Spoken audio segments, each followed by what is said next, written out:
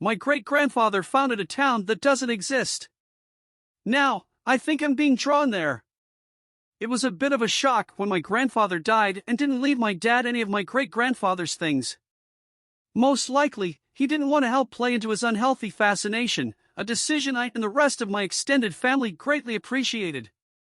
Anybody to meet my father was quick to encounter his bubbling enthusiasm for the Old West. When I was 7, he took me to the Grand Lake to see Unforgiven, the newest of Clint Eastwood's films.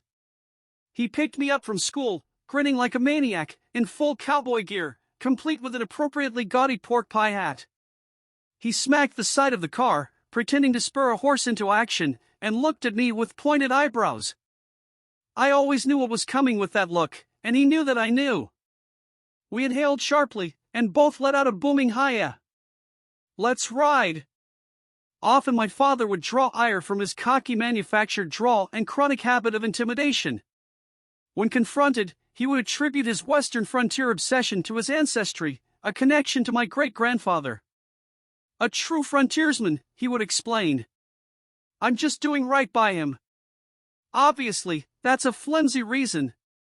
The truth is, I don't even think he knew why he was so enamored with the idea.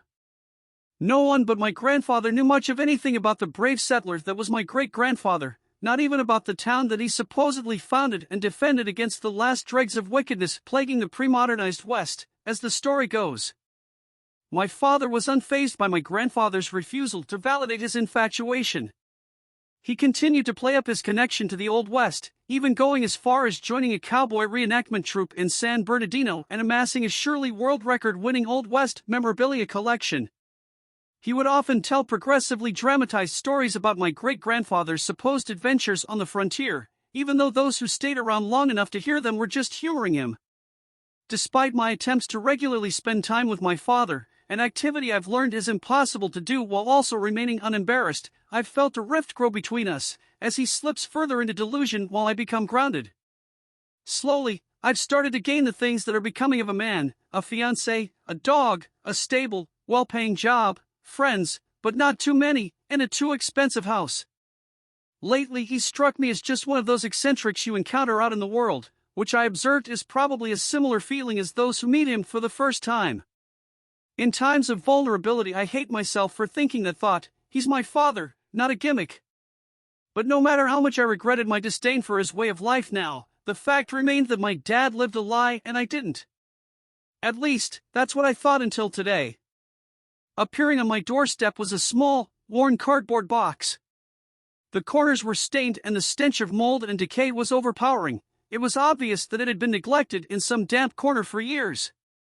Since it was addressed to nephew Wyatt and flaunting a P.O. Box return address in Maine, it was probably from my Uncle Howard, who I hadn't seen since his retreat into hermithood after a messy divorce.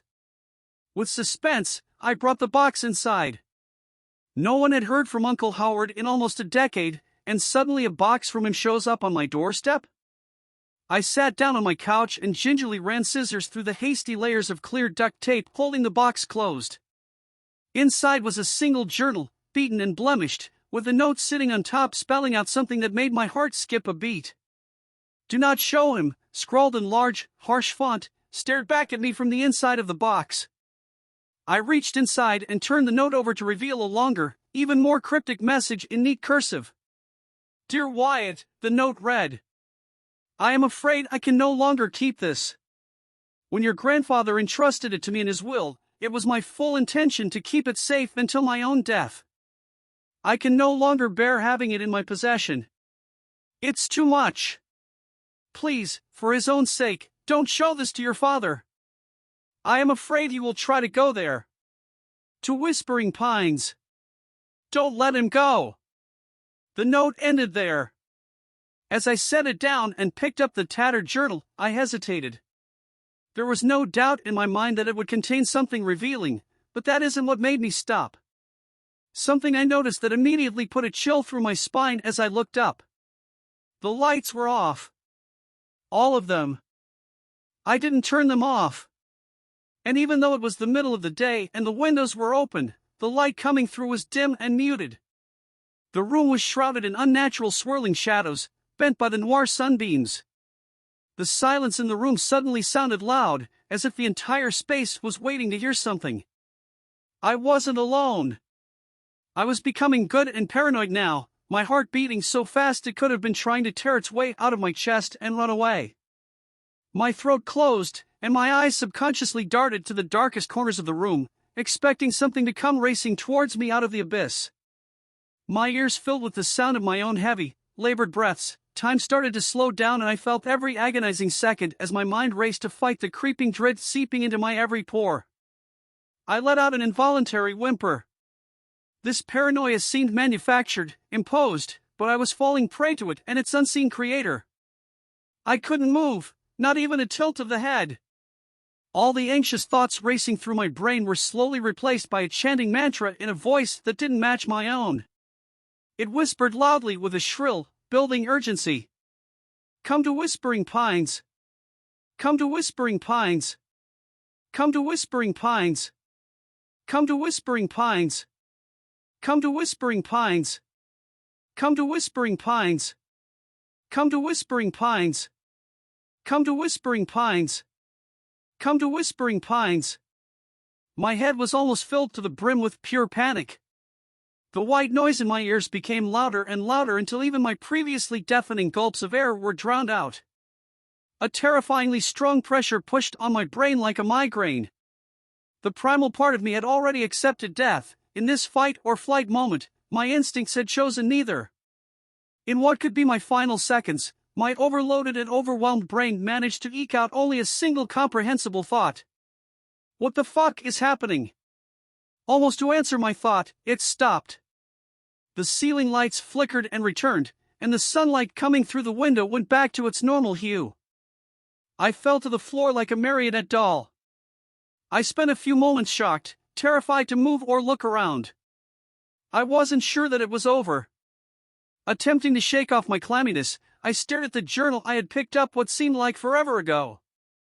Far from providing a distraction, the front cover renewed the fading feeling of foreboding.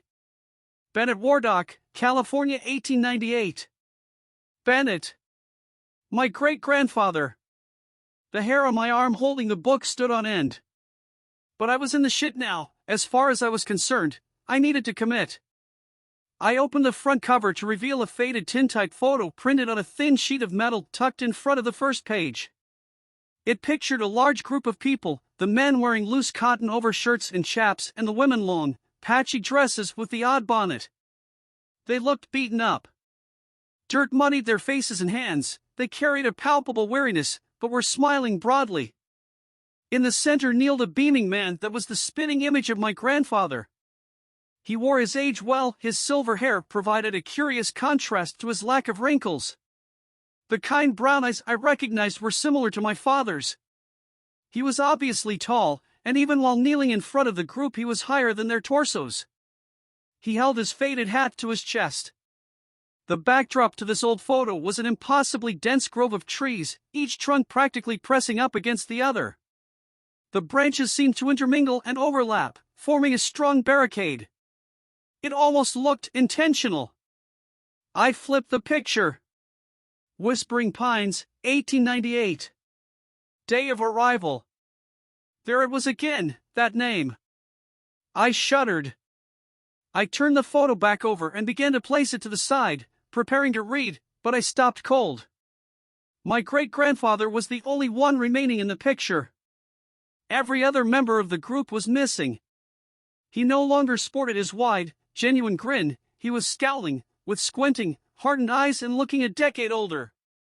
The lack of color didn't put into question that he was covered in blood. Practically drenched. Without warning, my great-grandfather's mouth started to move. Come here, Wyatt, he beckoned. Come to Whispering Pines. As I watched in horror, the picture started to come alive, the gray drops of blood dripping and pooling at his feet as he stood up and started walking towards the edge of the frame. He grinned again, but it was an impossibly wide smile, a sinister one that reached the edge of his face. I cried out and dropped the picture. This time, though, nothing stopped. He continued his march towards the camera lens, a slow, lurching walk that seemed inhuman. I couldn't tear the photo, I realized. It was made of metal. I sprinted to my kitchen, panting with fear. I need to burn it. I tore through the shelves and cupboards, looking for matches, a lighter, anything. Wyatt, the voice boomed from the living room. It sounded louder now, more real. I finally came across a dusty butane torch in a cupboard and barreled back to the living room. My shaky hands could barely keep a strong grip on the torch, but I squeezed the button and successfully ignited it. My great-grandfather, or rather some creature that had assumed his image, hadn't reached the front yet, but it was close. Close enough for me to see that its eyes weren't quite right. In each familiar brown eye were two pupils. Kneeling, I pointed the blue flame towards the picture, watching it blacken as the print was erased. It was over. I spent a long time kneeling on that floor in disbelief. The reality of my experience hit me then, and I cried. Some part of me knew that I had left a big piece of myself behind. I stayed on the floor, alternating between stunned silence and regretful tears, for hours, until I slept.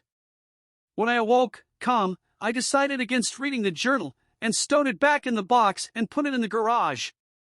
For the following week, part of me thought that the worst was behind me. Regardless, the intensity, the vividness of the experience was so raw and horrifying that I've been avoiding looking at pictures for a while. My fiancé is now the designated male retriever. At night I still dream disconcerting dreams. One recurring nightmare I struggle with places me in a wide meadow in a small valley surrounded by trees. I look around and notice that the treeling grows closer when I'm not looking. I try to stop it, spinning around in circles to stop its advancement, but to no avail. The treeling comes nearer and nearer, until a ring of evergreens surrounds my body like a cage. I lose my ability to move, my vision goes blurry and dark. I feel a coldness spread throughout my body.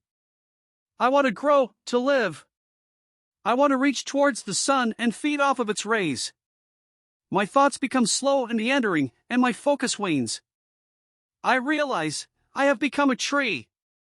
Recently, I've been feeling strangely compelled to head to the garage, take out the journal and start reading. This morning, I woke up from the same nightmare sprawled in front of the garage door. I got up and realized that my fingers were bleeding, the door to the garage was locked and painted with bloody scratch marks. A week ago I was in control of my own life, and now I'm being sucked into a mystery of a waking nightmare. I've cursed Uncle Howard and his selfishness, considered passing it on to my father to attempt to stop the insanity, but a part of me I didn't know was there has steeled itself for what's to come. I don't think it's going to stop until I read the journal.